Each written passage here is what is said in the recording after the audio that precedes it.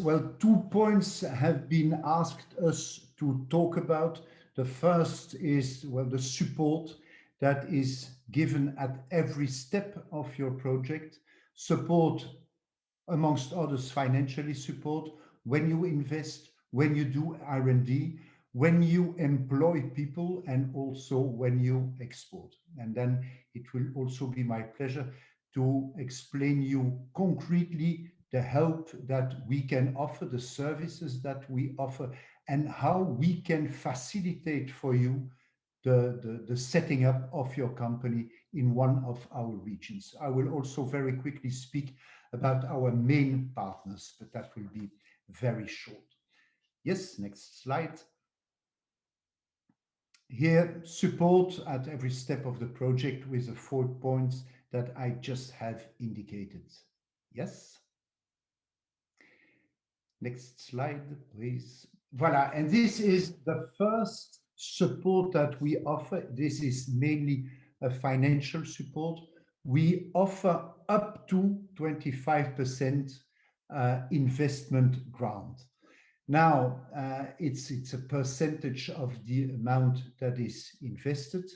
We do not guarantee you 25%, let's be very clear. It's up to 25. And it will depend on a certain number of conditions. The first one being the location. The percentage you will get will depend whether you are in Wallonia, in Brussels, or in Flanders, but also inside these regions where you concretely set up your company. And this simply because, amongst others, Europe have decided to give more grants to some sub-regions, places where Europe estimates that more help is needed.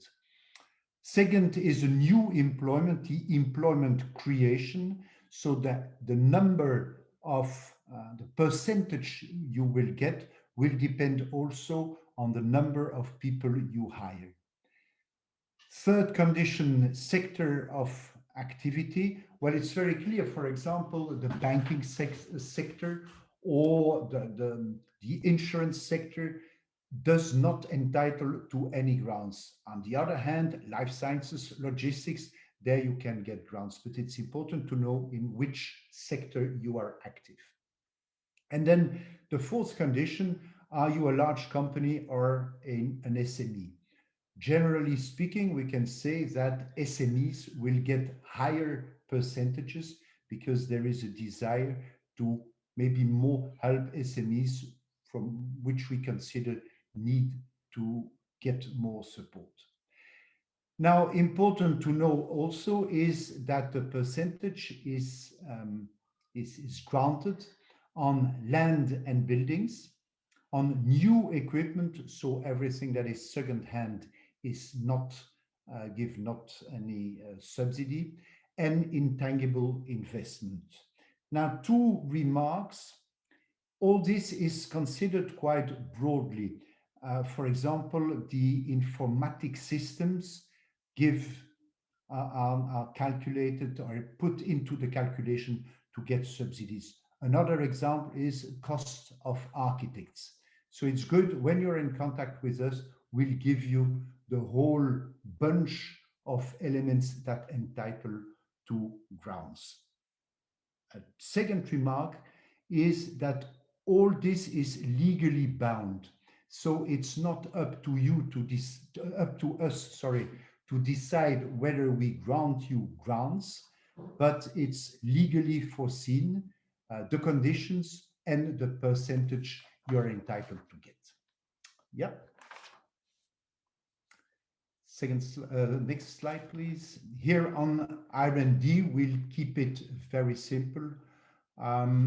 Two differences: experimental development of basic or applied research that entitles to recoverable advance of 35 to 70%, and then the basic research where you can get subsidies up between 30 and 80%. Here also a few remarks. The first one is that there are serious differences between the regions concerning the conditions and concerning the percentages that are given. But globally, for the three regions, the percentage given here are the correct ones, but it will vary from region to region. Second element, the files must be submitted to the administration and must be accepted. And linked to this, let's be clear, the available budgets are important, but the projects must be serious and scientifically solid, which means that the administration will analyze the project you submit. They can accept some, refuse some others, and they can, based on objective criteria, decide which percentage you will receive. The discussion is most of the time extremely open, extremely constructive, but it's clear that it's public money and that there is some cautious before accepting to give subsidies or recoverable advances. Next slide.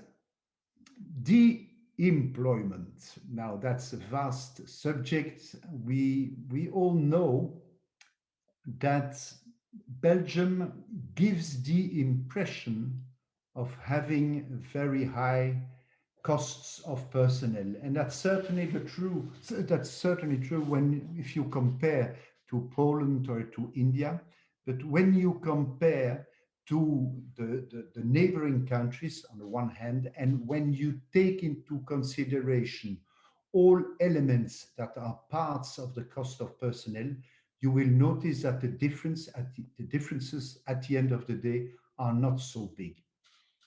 First measure that is taken by the federal and by the regional governments is to, through a certain number of support systems, to bring down the cost of personnel with an 11% on average per year during the 4 first years. These measures are, I would say, calculated through the Forum in Wallonia, the VDAB in Flanders, and Actiris in Brussels. But you can have this 11%, remember that percentage. Now, in addition to this percentage, this decrease of cost of personnel, there are a certain number of measures that some call soft dollars. I love that, or I like that expression. It means that we give you, when you are looking for some profiles, we tell you which are the profiles that are available in the regions. We help you to recruit your staff.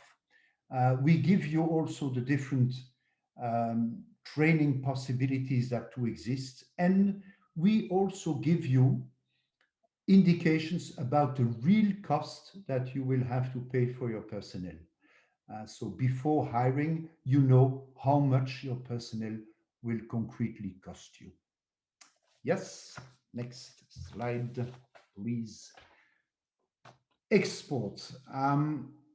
Well, we are, the three of us together, present in approximately 130 cities all over the world. Now, in some cities, we are, the three of us, represented. For example, in London, we have the 3 representations. For example, also in New York and in a certain number of other cities. In other cities, we are there is only one of us that is present. When only one of us is present, he will represent the 3 regions. So, for example, if you are in Atlanta, you will be helped by the local office of one of us, but you will have the same support as if you were in London. Yeah, we often say that the investor of the morning is the exporter of the afternoon, which means that when a company comes to Belgium, set up his activity, well, very soon he will need help to export. You know that Belgium is mainly an exporting country, and Dan explained very well the many reasons for which Belgium is attractive also as an exporting country. Um, Now, we are there to help you through all the stages of your exporting strategy. We will help you financially. We will help you with advice at every stage. I'll give you maybe few indications, a few examples. Well, when you develop your market strategy, we have specialists that help you. When you are prospecting new markets, you can count on our representations abroad. When you're opening an office, there again, we'll be there, our representations abroad. Training and recruitment, presence at fairs and events. When you desire to make appointments, you can, for example, you want to to export to Australia, you contact our offices there and they make for you in your sector and following your desires a certain number of appointments for potential clients. They will accompany you, they will help you with advice and with their effective presence. Yep. Now, the second part of the presentations, what are the services that we offer, and a very quick word, and our main partners. Yep. Next slide. Thank you very much. Well, the first one is information. If you need information on our regions, information on Belgium, contact us. We will help you. Second are a certain number of support measures. There again, fundamentally, we are paid to get the highest subsidies for you. So we will do the maximum to inform you on all existing possibilities and also to get for you the highest possible financial support. Concerning the tax and legal assistance, there again, Belgium is considered sometimes as a complicated country, but we are, and I'm sure of that, the only country in the world that pays civil servants to help you to pay the least possible taxes, of course, on a legal way. So I invite you to get through us in contact with these civil servants. They have in the past helped us with important files, dossiers, projects, and they are really, you can tell them everything, they keep it for them, and they help you to find the best ways to maximize the tax benefits. It's an interesting pattern, but it works and it has already helped a lot of companies. Real estate search, well, there it's quite simple. You tell us what you are looking for. Are you looking for land, for buildings, large, small? And normally within a fortnight, we tell you which are the availabilities, which are the land, the buildings that correspond to your desires. Finally, staff recruitment, as I said, simulation of the cost. So you tell us you tell us the profiles you are looking for, and we tell you the cost you will have to pay for these profiles in a given region. Training, what are the training possibilities, the availability of personnel also in a given sub-region. You want to go to Brussels, you want to go to Antwerp or to Liège, we are capable, we are able to give you the number of people that are available for the given profiles that you will have submitted us. Yep. Our main partners, we will not go through all of them, But the advantage of a country like Belgium, a small country, is that everyone knows everyone. So even if we do not have personally or as an agency the answers to all of your questions, we will know the experts that know these answers and will be more than happy to put you in contact with these experts. So count on us to put our network at your disposal so that you can feel at ease when you come to Belgium and grow easily and quickly.